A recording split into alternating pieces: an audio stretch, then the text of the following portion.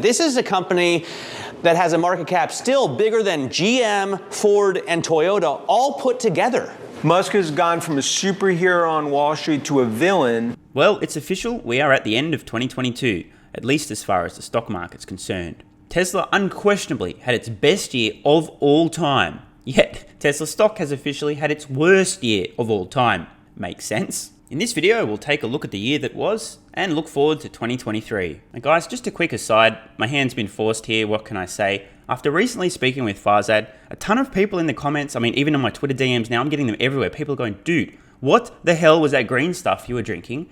And where can I get some?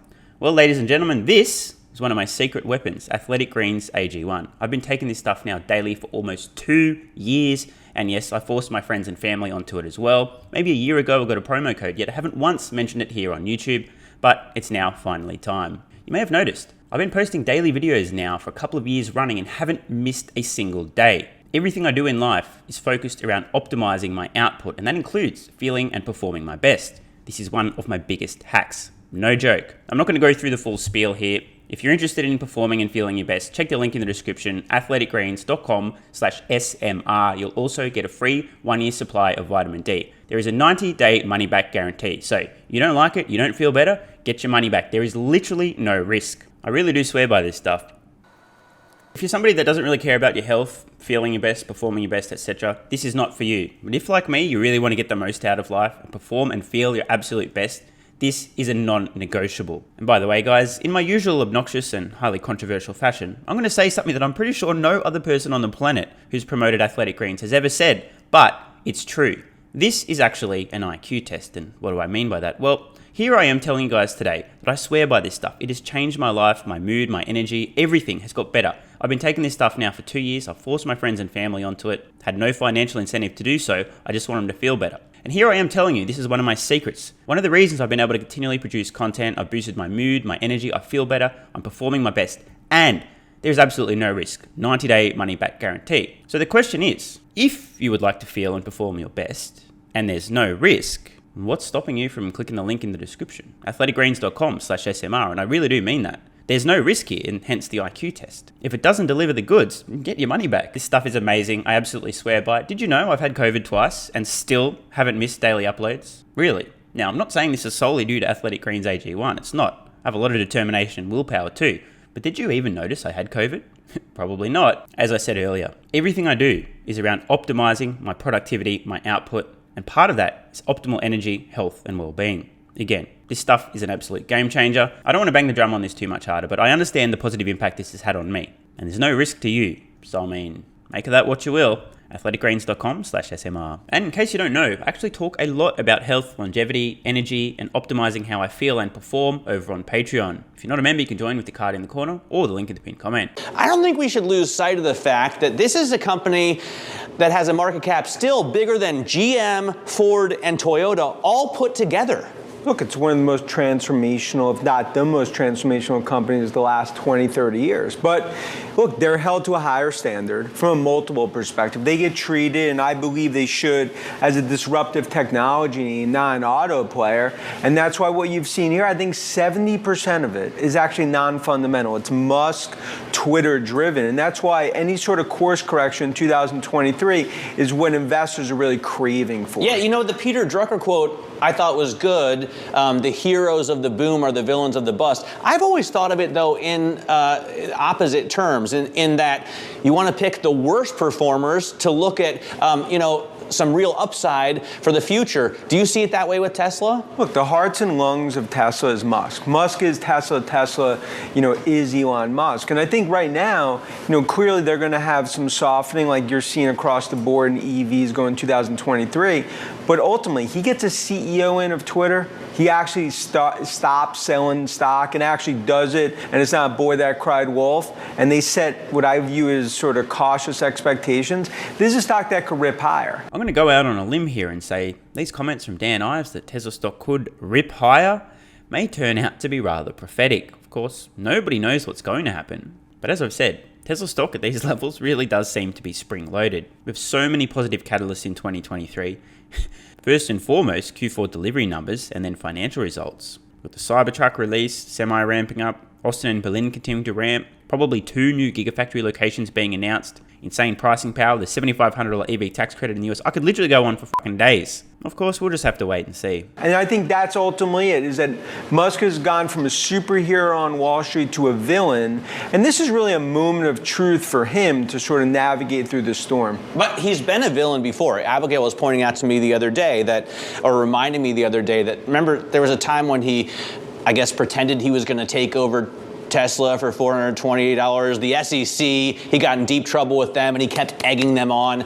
Nonetheless, he came back and people seem to forgive him for that. Is this time worse? I mean, has he really gone off the rails here?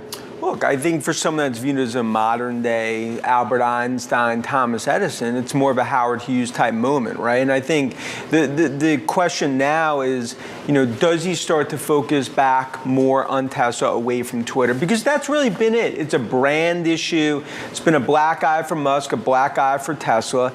But it goes back to investors. They want, this is a name they want to own as a transformational company. They just can't keep having Musk. Because every time he tweets something, the controversy, it's created ultimately a black cloud for Tesla. And that's why I think this is different, because ultimately when you're at the perch, when you're at $1 trillion market cap, it's a lot different than being at 50 billion. It has been a bumpy road for Tesla this year as the stock skids towards its largest annual decline ever. So can it bounce back next year? Roth Capital analyst Craig Irwin joins us now. Craig, good to see you. So do you think Tesla stock could bounce back next year? And if so, by how much? So I have an $85 price target and a neutral rating. I've had one of the most bearish price targets on this stock now for about 2 years. My thesis has been underpinned by the fact that Toyota makes about an order of magnitude more vehicles than Tesla. There's nothing that Tesla has that Toyota doesn't. Some friendly advice, Craig.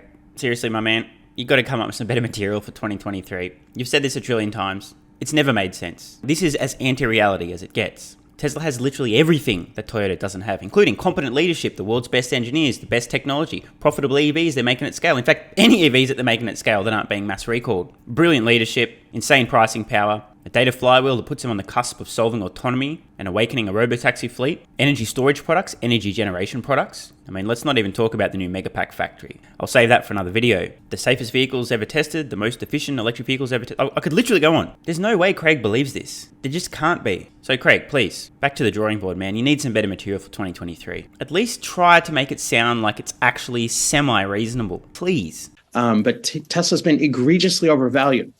So we have seen the repricing of Tesla throughout the year as competition has incredibly come into the market, as people have understood the outlook for pricing pressure, and the longer term trajectory where everyone assumed that Tesla would operate in a vacuum hasn't come together.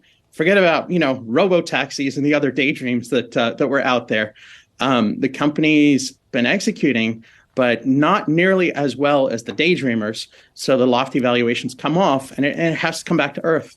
So I think Tesla's short-term trading is really going to be a function of whether or not Jack Dorsey goes back to Twitter, or maybe Dick Costolo, put Elon's focus back on the company and on, driving units. Mm-hmm. But they're having problems, right? That's why they're discounting. So, I'm still bearish. I'm sticking with my $85 price target. There's a short-term relief rally here. Yeah, Craig, but Craig, I think on that price target, that assumes about 31% downside from current levels. Yes. Do you want to go to a sell rating here, and what ultimately sends the stock down 30%? Excellent question. So I am very bullish on the EV industry, right? EVs are inevitable. They're going to continue taking market share. Tesla's a pioneer. They deserve credibility for that. And I've always believed that there are very specific levers that Elon Musk can pull. He would call them levers.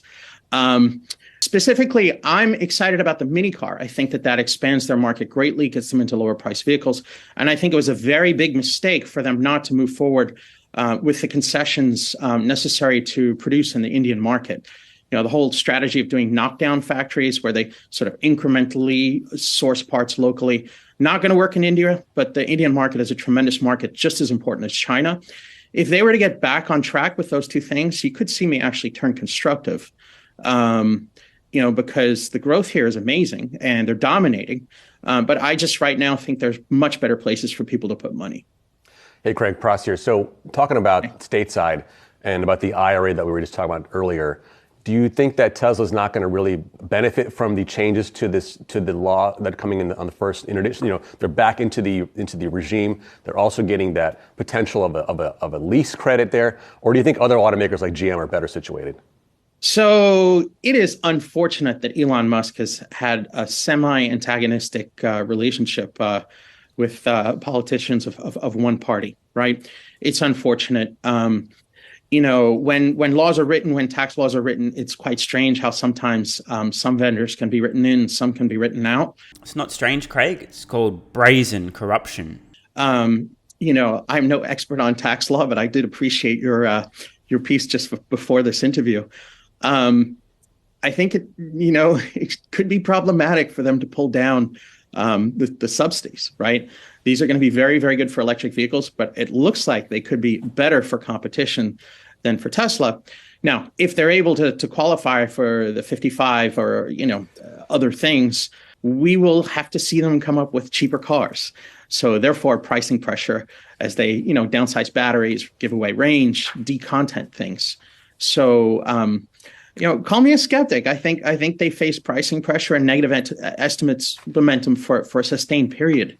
That's not going to drive valuation in a growth stock. It's a growth stock. You need positive estimates momentum for a growth stock to work.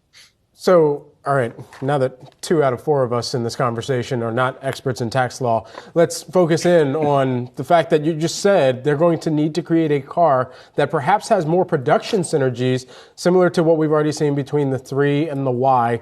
So if we see more of that in the future, does that mean less sexy, fanfarous vehicles coming to the market from Tesla? And where does the rest of the auto market and the competition that's ramping up their production on the EV side and already been taking orders, where do they start to take share? So, small cars don't have to be less sexy, right? Look at the Mini Cooper. That is a great vehicle. It's been, that's not a sexy car, Craig. Oh, Craig, come on. I was liking your rating and everything, and then you dropped that comment. Oh, Craig. Come on.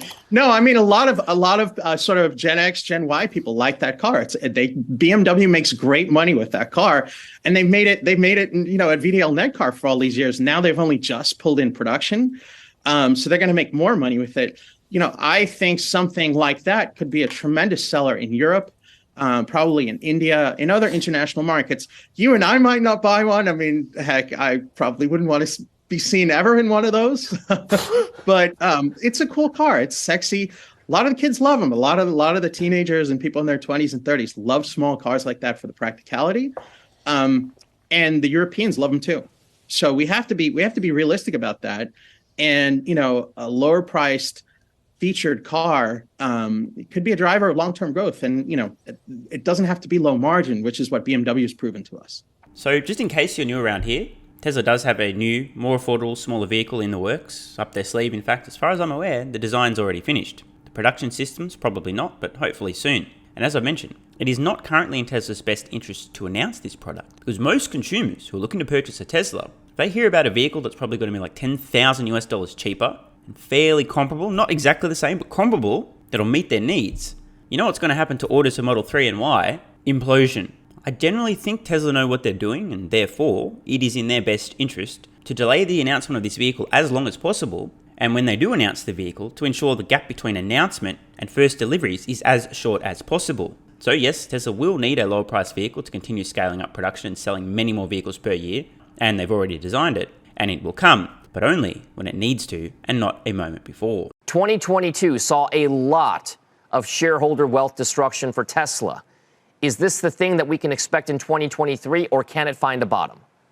Well, it's hard to say if it could go any further down. It's been a horrible season for Tesla. But when you look ahead to the year in 2023, there are some positive signs. They got the Cybertruck coming out. There's market rumors of refreshes to the Model 3, the Model Y. That could excite buyers. But the real question will be, where are interest rates? Where's the economy in general? Are we in a recession? Where is the buyer's mindset? So those are the things I think investors are really wondering about Tesla going forward. Yes, Tesla, Twitter, Elon Musk, there's these distractions, but this is a growth stock story. And if the growth can continue, then people are going to be excited again. Call me crazy, but I think Tim has a point here. Surely, at some point, the stock market under the weight of evidence that Tesla continues to grow, print billions of dollars in profits every single quarter, ramp up production, blah, blah, blah. Surely at some point, the stock market figures out that Tesla stock at these current levels versus the insane rate of growth and future prospects doesn't quite add up. Now,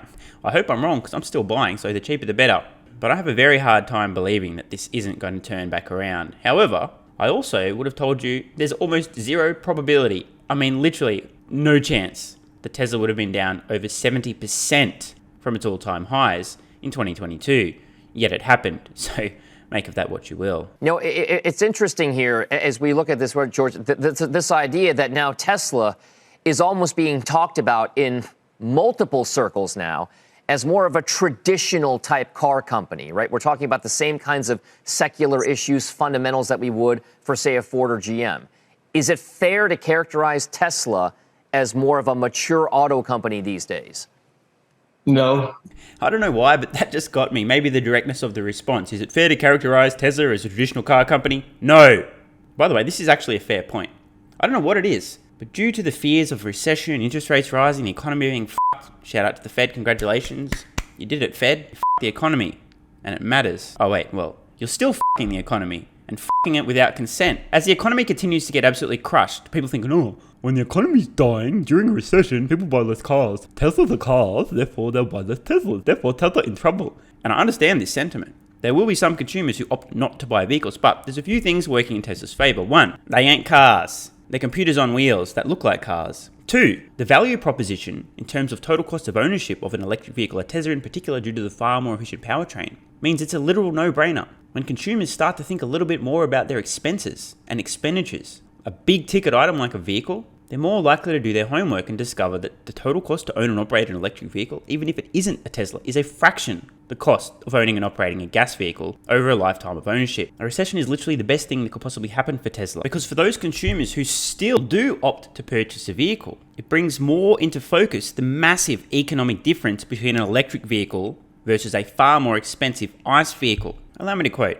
The world economy has experienced 4 global recessions over the past 7 decades, in 1975, 1982, 1991, and 2009. Spoiler alert, 2023 is the next one. Can you see where I'm going with this? Keep these dates in mind. We are now looking at the adoption, believe it or not, of disruptive technologies. Everything from the telephone and electricity to automobiles, radio, refrigeration, television, air travel, color TV, video games, cell phones, internet, digital cameras, social media, smartphones, and tablets. We can see, in blue here, light blue, in 1975 there was a very marginal decline in air travel during a recession, which somehow didn't really seem to at all impact the adoption of color television, credit cards, or microwaves. Of course, that is only a couple of data points. What about 1982? Can't really see any impacts on anything there. How about 1991? It appears that video games, PCs, cell phones, internet, nothing seemed to be impacted by that. What about 2009? Can anyone see on the chart where the 2009 recession impacted anything? I sure can't. Short of a literal world war, it doesn't seem like much is going to get in the way of the inevitable exponential adoption of disruptive technology, of which electric vehicles surely are. And I understand these are big ticket items. The closest thing we have to compare with is the original adoption of cars, here in the blue. If you know your history, you might understand why there were some temporary slowdowns in the adoption of automobiles. Notice, by the way, the adoption of the car, this is the third blue line from the left here, ran exponentially from around 10% market penetration in the early 1910s, up to approximately 60% by early 1920s. But wait, hang on. 1920s? Wasn't there a world war that happened in between there? Show me on the chart where the world war impacted the adoption of the automobile. I can barely see it. World War II, 1939 to 45, give or take, did meaningfully slow down the adoption of automobiles. And if you guys don't understand what happened there, if you're making vehicles and there's a war on, guess what happens? The government comes and knocks and says, listen, motherfucker, you ain't making cars anymore. You're making shit to help us win the war. Literally happened. Hence the slowdown. Given the fact that we are not currently in World War III, touch wood, I think it's reasonable to suggest that EV adoption will follow a roughly exponential S-curve like all of these other disruptive technologies, including the automobile. Now, of course, I could be wrong, but as I say, when I'm not, I will be here to point that out. I mean, that's not the way we look at the company. We value it relative to traditional growth stocks. I mean, the large cap, whether it's Apple or Alphabet or Meta and NVIDIA. And if you look to next year, even though there's a lot of uncertainty around the earnings there, or even out to 2025, Tesla is incredibly compelling on just a PE basis, in particular in the light of the growth that they have. We think next year, maybe a little bit slower, but after that, this is a 30 to 50% growth company for years to come. And it's very, very compelling on traditional metrics like PEs and growth. So we're very bullish on the long term. And look, the near term sounds bad. I mean, there's been multiple data points indicating that EV sales in the US are weak, in China are weak, in Europe are weak. They're weak everywhere. And we wrote a note last week about Elon Musk being on Twitter Spaces, basically saying the same thing. So it's not that much of a surprise the stock has been weak lately. Frankly, it's a surprise how weak it's been. So, George, if I could just follow up on that. You speak of the valuation that it should have relative to the other growth parts of the market. You look at a stock, say, like Apple, mega cap technology, that trades at roughly 21, 22 times forward earnings right now. But then you also mentioned Meta Platforms, which trades at closer to 10 to 12 times forward earnings. These are growth. I mean, the whole growth sector has been upended because of rates. Why should Tesla be spared that? Could there be more downside if those rate concerns are still there? Right. Well, it hasn't been spared that, right? It's gotten lumped into those stocks over the last month and the last quarter and the last year. But our point is that if you look at what we don't cover those other growth stocks, but we look at the consensus estimates, and Tesla's growth dwarfs that group. This is absolutely correct. And this is also something that the stock market seems to have recently forgotten, and that's putting it lightly. Tesla is a colossal company growing at a staggering rate. There is nothing else on earth in the same league, not even close. Yet now Tesla's forward PE is in the same range as Coke, Pepsi, and Chipotle. It doesn't make any sense at all, yet it happened. I'll leave it at that. And we lump in several, whether it's Meta, Apple, Amazon, Nvidia. Tesla's just far and away the fastest growth company in that group next year and for years to come. So that's where we get excited about the stock relative to those. I mean, Tim, this is a compelling story. If you wanted a blue chip, if there was a blue chip in what you would characterize as a relatively emerging industry like electric vehicles, Tesla would have to be it. I mean, it has the first mover advantage. It's the biggest brand name there. What is to say that a 2/3 decline in market value isn't enough for them to have a positive story in 2023? And if so, the driving headlines will be what, Tiggins, in the news headlines? Well, that's the gamble, right? And the headlines probably driving that will be the return to kind of massive sales growth. That's what investors have been excited about over the last few years. And the other thing we're kind of forgetting here is just the Elon Musk premium in the stock. If his attention turns back to the company, that will excite a certain segment of the market who are nervous that he is distracted over at Twitter and, are really kind of buying into the stock with that hope and excitement for the vision of the future of the car that he's been selling. Okay. And George, I'll give the final word to you here. If you look at it, we know you have a buy rating on the stock. You're bullish on it. What could be the thing that puts a bear case scenario in place for you for Tesla in 2023? There are a few. Tim alluded to a couple. It's the Cybertruck coming in the second half of the year. It's hopefully China rebounding and getting over its COVID issues.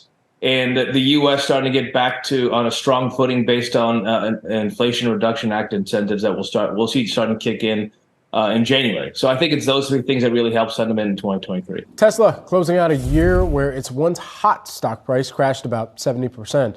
Analysts pin the blame on Elon Musk's new CEO role at Twitter, but slowing sales in the U.S. and China, they've not helped investor sentiment. Sazi is here with a look at three things that could reawaken Tesla stock in 2023. Yeah, things unrelated to Elon Musk stepping down for Twitter, and hat tip to our friend Dan Ives or Wedbush for putting together a list of this. He actually put together 10. I have more of those in an article on our homepage right now, but I really want to zero in on three because I do find all of them pretty interesting. Number one, at least from Ives' perspective, he thinks board of directors changes with some more experience around tech and EV leadership. If those changes come to pass next year, that would be good for Tesla stock price. Of course, worth mentioning, Kimball Musk, Elon's brother, is still on this board. Unclear to me what he really truly knows about electric vehicles. Also, Rupert Murdoch's son, also on that Tesla board, a friend of Elon Musk. Both of them, maybe not exactly EV thought leaders. Now, this actually may sound like a reasonable comment at first, but it is worth thinking about.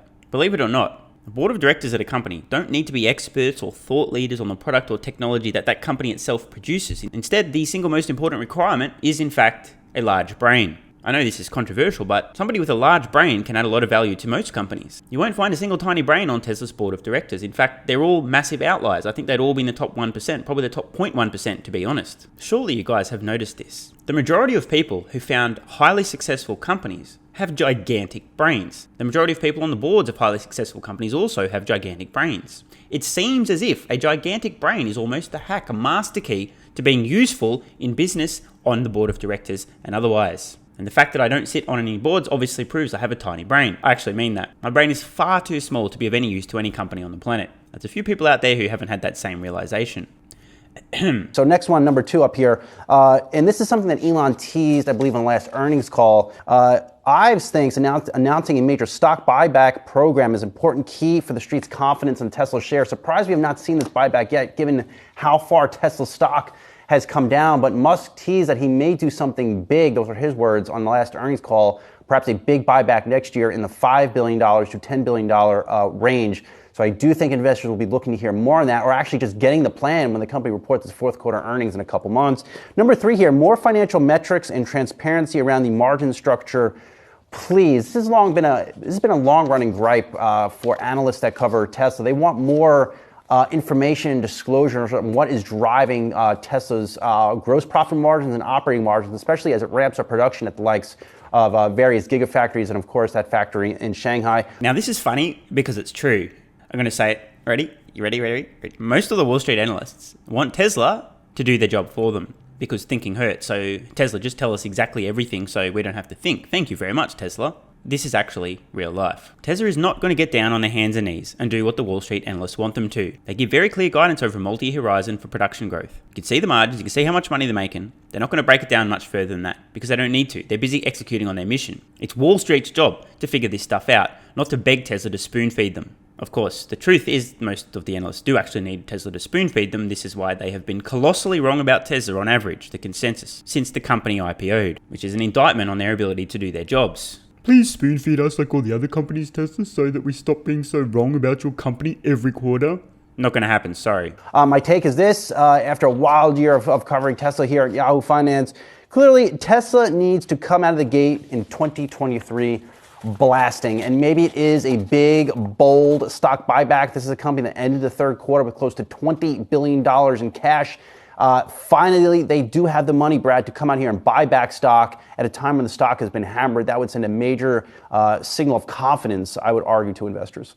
You know, in the buyback, I guess the only thing that I would push back on is if you're an investor, what would you want to hear a company like Tesla doing? Is it spending money on your own stock to buy back stock to prop up the actual price of it and appease some shareholders? Or would you rather see Tesla, even in a highly scrutinized environment for any M&A that takes place, buy out one of the materials partners that they have in order to ensure that they have a constant flow of supply at a time where some of those suppliers may also be ratcheting up prices still? Yeah, and that's something Elon has talked about. And he very much, I do think, wants to control his own supply chain and not rely on some of these companies indirectly. That is another good suggestion. Ives did not mention that, but something they could certainly use their cash to. I just do think buying back some stock here, announcing some form of plan, even if it's $1 billion, just changes or starts to change discussion on Tesla being a crashing stock, and perhaps investors could focus or refocus again on the fundamentals of the business. So many strange takes on the whole idea of a stock buyback. When I first proposed this, people seemed to think that my reasoning was to pump up Tesla's stock price. Oh, they buy back stock. That means the stock goes up. Huh? No. The whole point they would buy back stock now is because of better use of the excess capital than holding cash. And it's important to understand. A stock buyback would occur with funds Tesla cannot spend on anything else, including acquisitions of material supplies and so on. It's after everything. What's left over? What do you do with what's left over? Tesla continues to pile up so much money right now. This is becoming a serious problem. How does Tesla spend their money? It's pretty obvious at this point in time. Tesla's waiting to see just how severe the 2023 recession will be. At this point in time, my best guess will be probably won't hear anything about a buyback until probably earliest Q2 next year, maybe even later. Once Tesla realizes the severity of the recession, okay, it's not the actual end of the world, all right, we can start buying back stock. But I understand they're taking a very conservative approach. Many people currently working for Tesla, Elon himself, have been through a recession or two and still suffer a little bit of PTSD as a result, so I understand a very conservative approach. Looks like we've just cracked the 30-minute mark, so time for me to get out of here and you to set some goals for 2023. And don't forget, you have nothing to lose. I implore you, try Athletic Greens with the link in the pinned comment. You'll get 1 year's free supply of vitamin D, 90-day money-back guarantee. You've got nothing to lose and possibly a lot to gain. athleticgreens.com/SMR. I look forward to hearing some comments in a few weeks and months to hear how it's impacting your life.